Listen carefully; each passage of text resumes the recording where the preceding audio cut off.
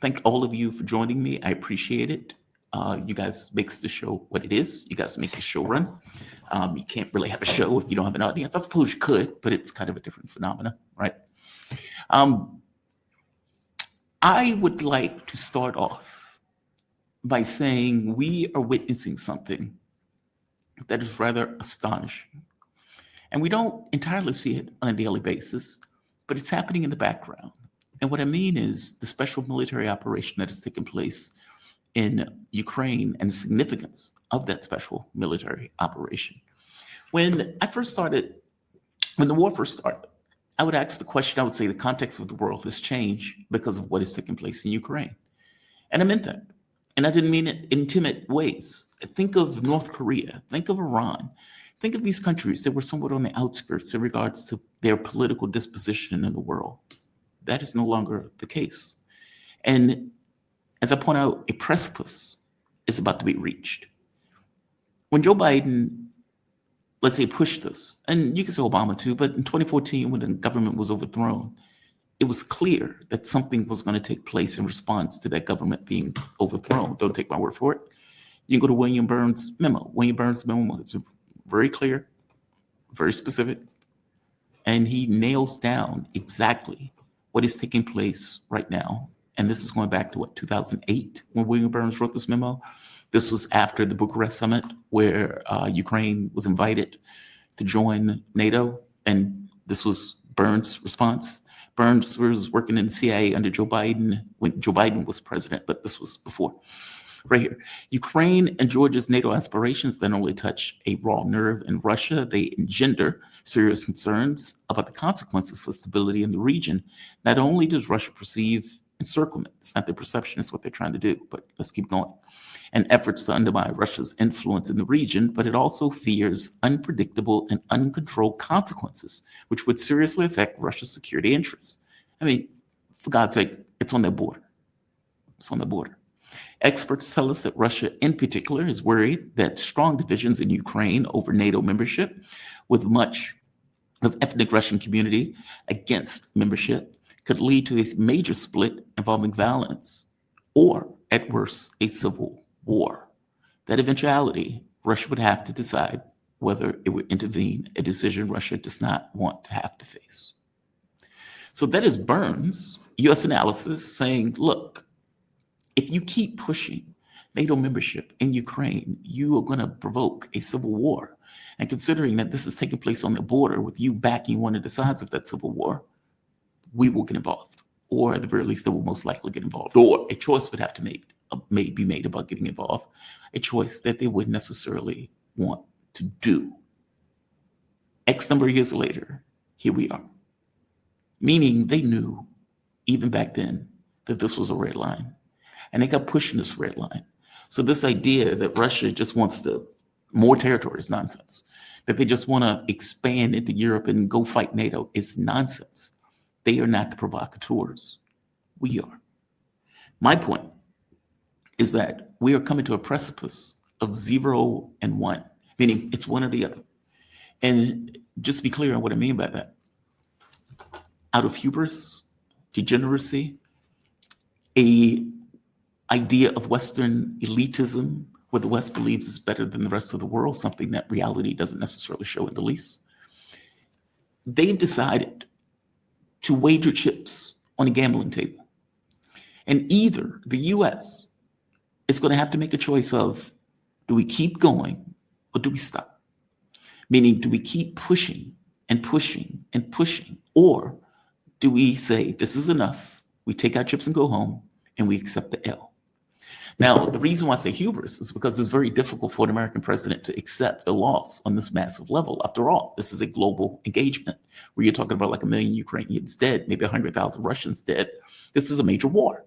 Europe has effectively gone all into this war, even to the point of screaming that they're going to put in troops into Ukraine, which is really going to be a tripwire.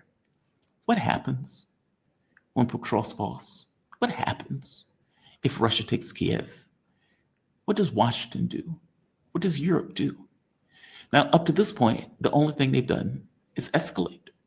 And they've done so with sanctions. They've done so with more money. They've done so with more weapons. But as we're seeing, the weapons are becoming less effective. The weapons are running out because the majority of those weapons are coming from the US, and we can't supply the entire world, even though we would love to do so with military contracts and everything else. It's a fundraising mechanism on some level. What happens when Ukraine and the military of Ukraine collapses?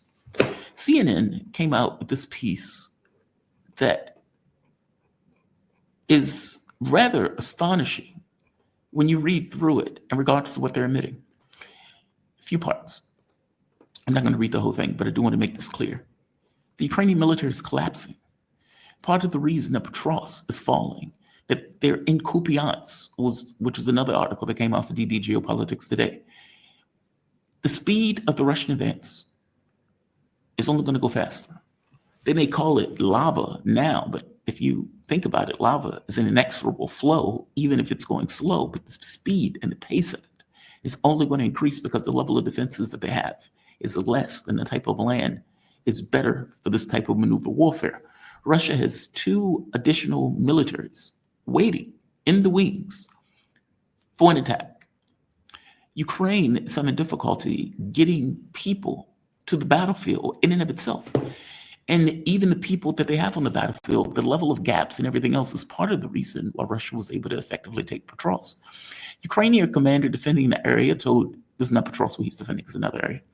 The area told CNN he had not received new personnel for his unit for 8 months and was only resupplying frontline positions where sometimes a pair of soldiers hold off dozens of Russian attackers with drones and vehicles would not reach the trenches. 2 people guarding a particular area, not receiving personnel for 8 months. That is mind-blowing. How do you maintain a military under those terms, right?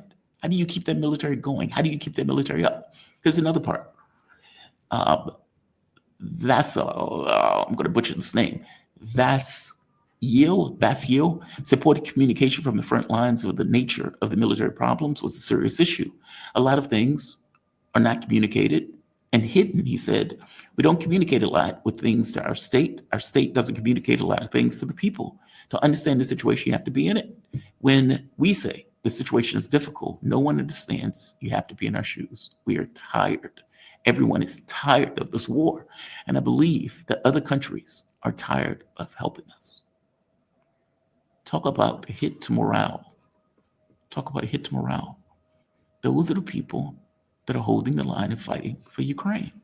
And you have to ask yourself, can the military, which I strongly suspect that's a shared point of view, considering the Russian plan has been to keep Ukraine off balance, to keep attacking them at all places.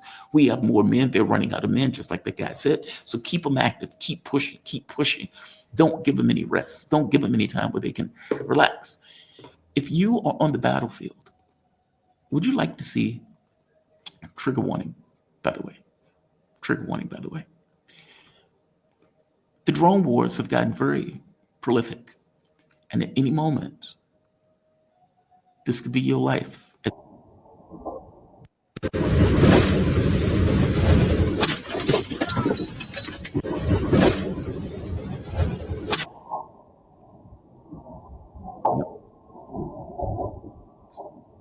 Yep, that could be you. That's what they're dealing with. Daily basis, day in, day out, day in, day out. Now the question becomes, they will collapse.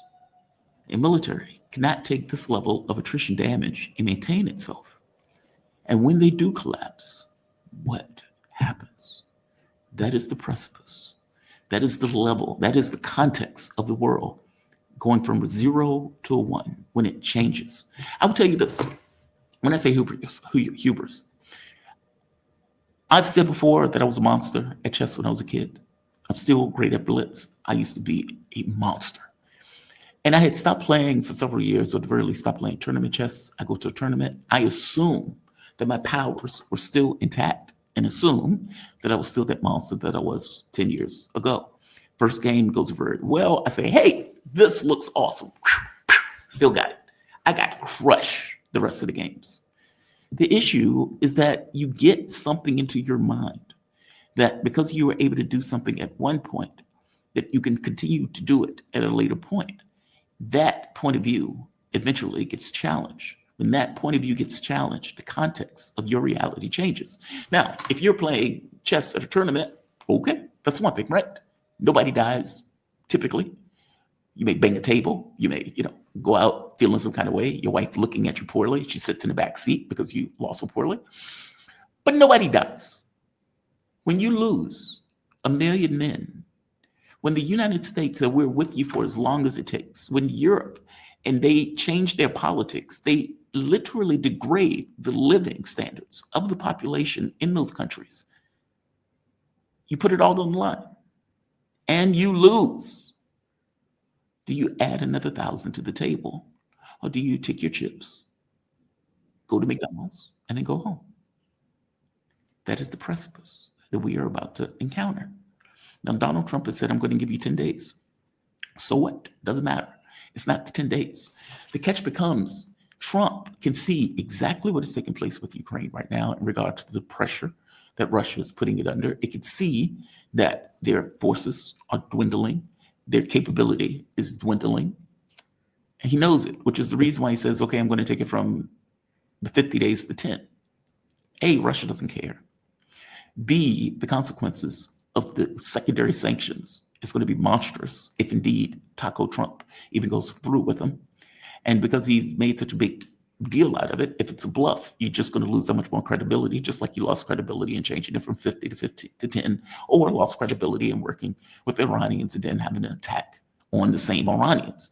I'm saying Trump has no credibility. Either he doesn't control his government or he's a flagrant liar. From my point of view, he's both, which means anything that takes place has to take place on the battlefield because you can't trust the US government. So at some point, this precipice will be hit. The 10 days doesn't matter. It's not going to change Russian behavior. And I would go so far as to say nothing the US does will change Russian behavior. So will you continue to escalate?